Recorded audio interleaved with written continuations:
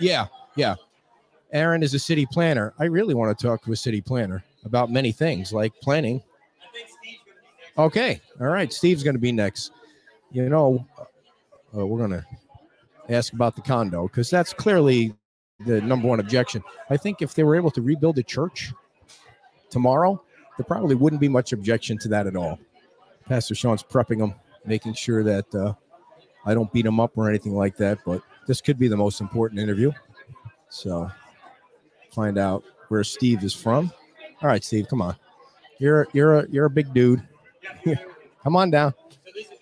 How you doing, Steve? Nice to meet you, Steve Collins. Here's your microphone. Thank you so much for coming on. And if you're going to get that nice and close so the folks out there can hear you, we got a big Facebook audience watching, and they might have some questions. So tell everybody who you are, Steve. Yes, sir. I'm Steve Collins, S.J. Collins Enterprises out of Atlanta.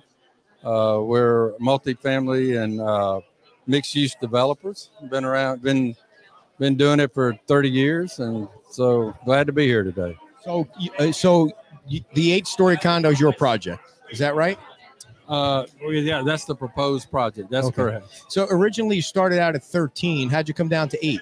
Well, just from the first initial feedback, which, we really didn't even go to the community, but just to talking to the city officials and everybody, we found out real quick that wasn't what they were looking for. So that's why we're at down to 8 now. Yes. Okay, so why? How'd you land on 8? How does 8 make it work? It all comes down to how many units you can get and what the returns are to be able to do what we want to do here. Because our goal here is to get the church, build a church, get them a new facility and 30 to 40 workforce housing units that they will own. Yep. So that's our goal. So it's all about the numbers and how they all work. And we're so early in the planning stage right now that it's hard to identify really any heights and numbers and everything right now. Steve, when you start to plan out the numbers on this piece of property, 3.2 acres, whatever it is, what's the dollar value that you start with?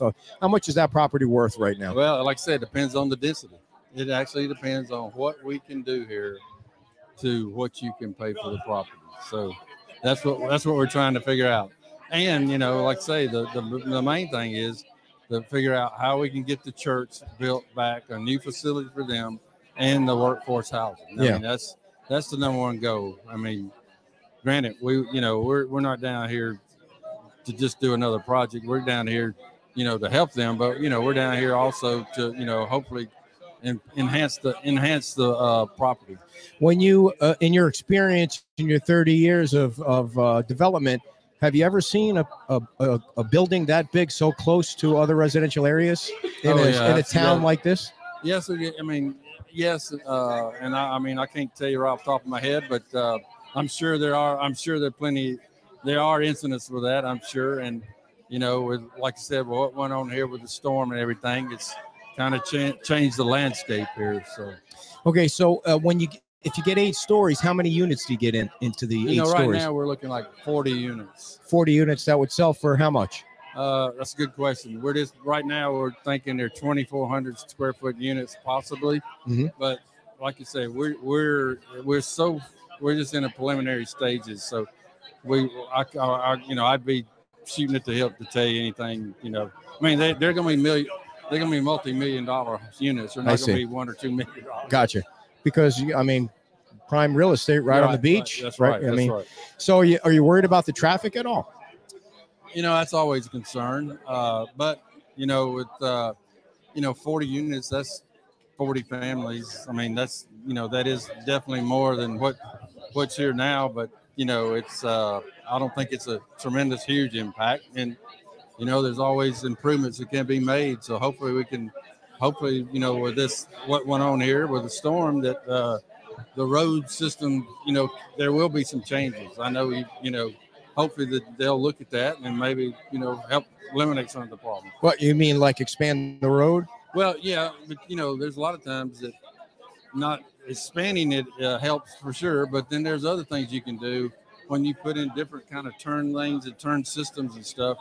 And that's traffic engineers need to, tell us that kind of stuff. So you've looked at Estero Boulevard and you've kind of identified changes that could be made to make it. Well, I haven't studied it, but I've driven down it, and I feel there's probably something that can be done. I wish I could sit here and tell you, but I'm sure there's probably some things. What's your bottom line in number of stories you need for the numbers to work? We're down to 8, and I don't know how much lower we can go, but we'll see. I mean, the feedback we're trying to get here today is just to see what the neighborhood and the community is looking for. So we'll see. I wish I could answer, but I can't. So what is the feedback you're getting? Well, everybody doesn't like heights, so we're getting that. So we'll go back to the drawing board and see what we can come up with. What is the process from this point? You meet with the community once, you meet with the community again. I mean, how does this whole project work? It'll be more community.